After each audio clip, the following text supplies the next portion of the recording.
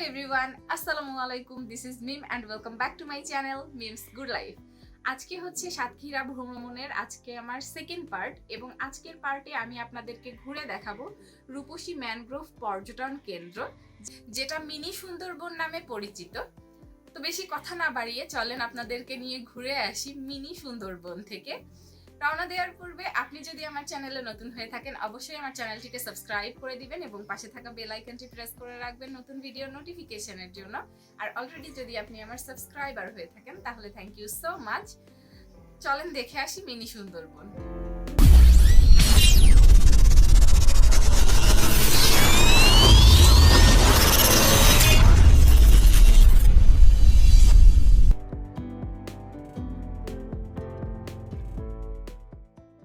তো আমরা রওনা দিয়ে দিয়েছি মিনি সুন্দরবন দেখার উদ্দেশ্যে। আর এখন আছি হাইওয়েতে, এটা হচ্ছে যশোর সাতক্ষীরা হাইওয়ে। আমি খুব সকাল সকাল রওনা দিয়ে দিয়েছিলাম, আর যেহেতু এটা নভেম্বর মাস, বেশ ঠান্ডা পড়ে গিয়েছে, যার জন্য সকালবেলাতে খুবই সুন্দর ঠান্ডা বাতাস ছিল। সব মিলিয়ে আমার কাছে খুবই ভালো লাগছিল এবং আমি খুবই এক্সাইটেড ছিলাম এই মিনি সুন্দরবনটা দেখার জন্য। যাই হোক, চলেন আমরা স্পটে যাই, স্পটে গিয়ে আপনাদের সঙ্গে আবার কথা হবে।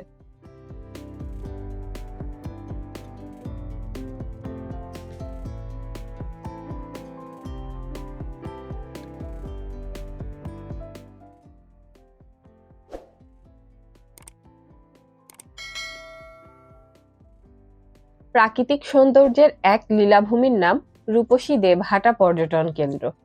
প্রাকৃতিক অকৃপণ রূপ লাবণ্যে ঘেরা এই পর্যটন এনে দিতে পারে অপার সম্ভাবনা।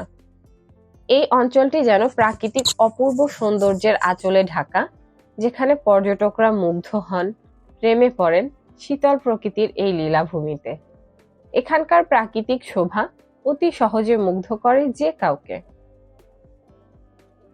সাতক্ষীরার দেবহাটা উপজেলার একটি অন্যতম দর্শনীয় স্থান এই পর্যটন কেন্দ্র।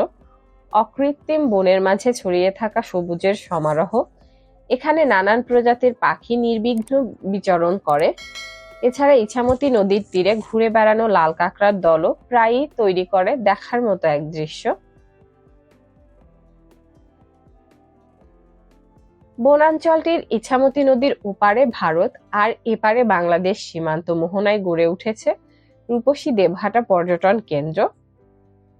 প্রাকৃতিকভাবে সৃষ্ট এ বন নানান গাছালির সমৃদ্ধ। এছাড়া বনে দেখা মেলে জীবজন্তু ও কৃত্রিম বিভিন্ন প্রজাতির বন্য প্রাণী। এছাড়া হরেক রকমের পাখালির কলকাকলিতে মুখর থাকে চারপাশ।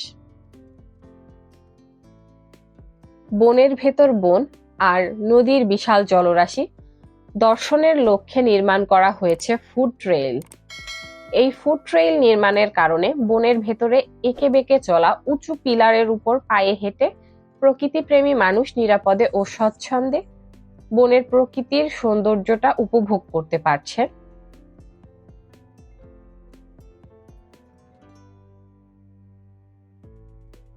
ইছামতি নদীর কোল ঘেঁষা রূপসী দেবহাটা ম্যানগ্রোভ পর্যটন কেন্দ্রের ভেতরে নির্মাণাধীন ফুড ট্রেইল দর্শনার্থীদের নিসর্গ মায়ায় টানছে। ফুড ট্রেইল নির্মাণের ফলে রূপসী পর্যটন কেন্দ্র আকর্ষণীয় পর্যটনের সম্ভাবনার দ্বার উন্মোচিত হয়েছে।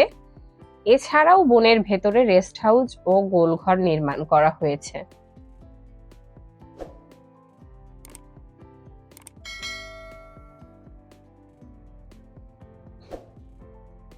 সুন্দরবনের আদলে গড়ে ওঠা দৃষ্টিনন্দন এই বনে কেওড়া সহ বিভিন্ন প্রজাতির গাছ রয়েছে। এদিকে বিস্তীর্ণ ইছামতি নদীর হাতছানি, অন্যদিকে অকৃত্রিম বনের মাঝে ছড়িয়ে থাকা সবুজের সমারোহ যেন দর্শনার্থীদের মুগ্ধ করে তুলেছে। পর্যটন কেন্দ্রটি দেবহাটা উপজেলার শিবনগর মৌজার ১ নং খতিয়ানের ৩৯৮ নং দাগের ইছামতি নদীর তীরে জেগে ওঠা চরভূমি, যার আয়তন ৩১.৪৬ একর। দেবহাটা উপজেলা প্রশাসনের উদ্যোগে গড়ে ওঠা ম্যানগ্রোভ বন সাতক্ষীরা জেলার বর্তমানে একটি উল্লেখযোগ্য পর্যটন কেন্দ্র হিসেবে পরিচিতি লাভ করেছে। প্রাকৃতিক অপূর্ব সৌন্দর্য রূপসী দেবহাটা ম্যানগ্রোভ পর্যটন কেন্দ্র বনাঞ্চলে প্রাকৃতিক এই লীলায় সাজানো রূপসী পর্যটন কেন্দ্রে কর্মব্যস্ত মানুষেরা পরিবার পরিজন নিয়ে একটু বিনোদনের জন্য ছুটে আসেন।